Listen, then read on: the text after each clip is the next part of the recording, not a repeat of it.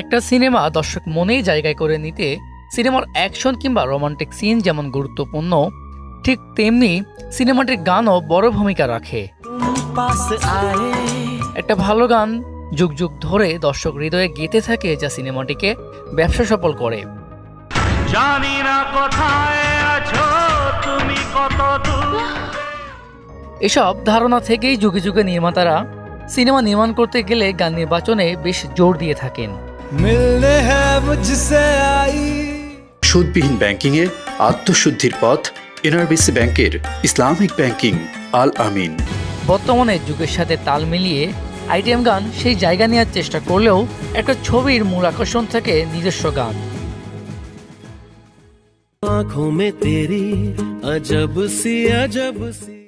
2007 সালে মুক্তি পাওয়া শাহরুখ খানের ওম শান্তি ওম ছবির দিওয়ানগি দিওয়ানগি গানের কথা নিশ্চয়ই মনে আছে।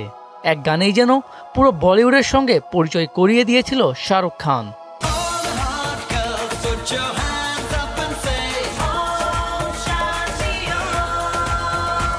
টানা 17 বছর এককভাবে আধিপত্য রেখে অবশেষে সেই রেকর্ড ভাঙতে বসেছে বলিউড বাদশা।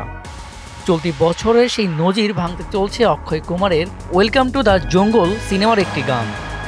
গেল বছর অক্ষয় কুমারের 56তম জন্মদিন উপলক্ষে ঘোষণা করা হয়েছিল নতুন সিনেমা নিয়ে আসছে খিলাড়ি খ্যাত এই অভিনেতা।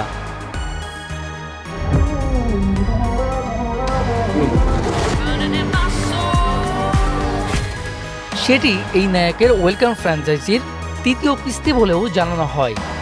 এদিকে বলিপাড়ায় খবর উঠেছে চলতি বছরের ডিসেম্বর মাসের শেষ দিকে প্রেক্ষাগৃহে মুক্তি পেতে চলেছে ওয়েলকাম টু দ্য জঙ্গল। এই ছবির একটি গানই বলিউডের সবচেয়ে বড় গান হিসেবে নজির গড়তে চলেছে।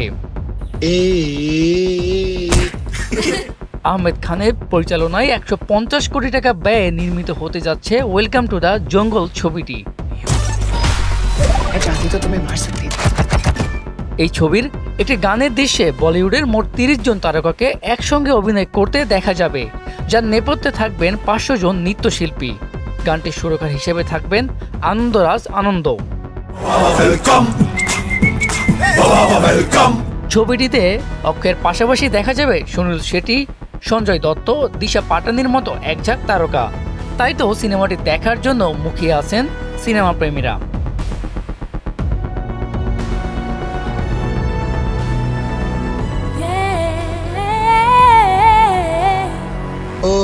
सोलो परफॉर्मेंस हो रहा है।